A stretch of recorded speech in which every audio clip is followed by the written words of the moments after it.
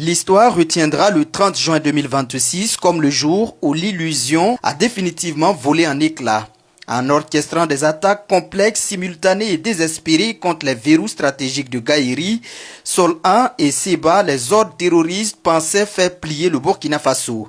C'était sans compter sur la muraille d'acier dressée par les forces armées nationales et les volontaires pour la défense de la patrie. Face à la menace, la riposte des fils de la nation a été foudroyante, chirurgicale et d'une puissance absolue. Coordonnés au sol, appuyés par le feu sacré des vecteurs aériens, nos forces combattantes ont transformé le piège de l'ennemi en son propre cimetière. Le bilan est sans appel, plus de 400 terroristes neutralisés, effacés du théâtre des opérations. Des centaines de motos, d'armes de tout calibre et des moyens de transmission saisis. Une débâcle totale pour les assaillants. Mais au-delà du triomphe militaire, ce chaos planifié livre sa vérité politique. La concomitance de ces assauts avec la rupture historique des relations diplomatiques entre le Burkina Faso et la France n'est pas un hasard. Elle est la preuve par le sang d'un lien désormais établi.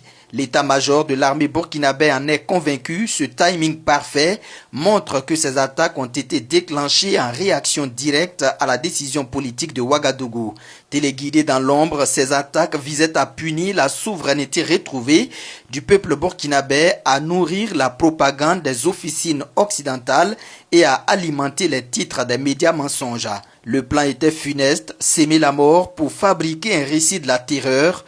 Nos soldats et nos VDP y ont opposé le rempart du patriotisme et de la bravoure intrépide.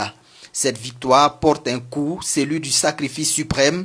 Le Burkina Faso pleure aujourd'hui 3 de ses plus braves enfants tombés au champ d'honneur pour la patrie. Leur mémoire est éternelle, leur sang féconde notre liberté, alors que les opérations de ratissage s'intensifient pour traquer les derniers fuyards. L'état-major général des armées rappelle que la victoire finale se construira main dans la main avec le peuple.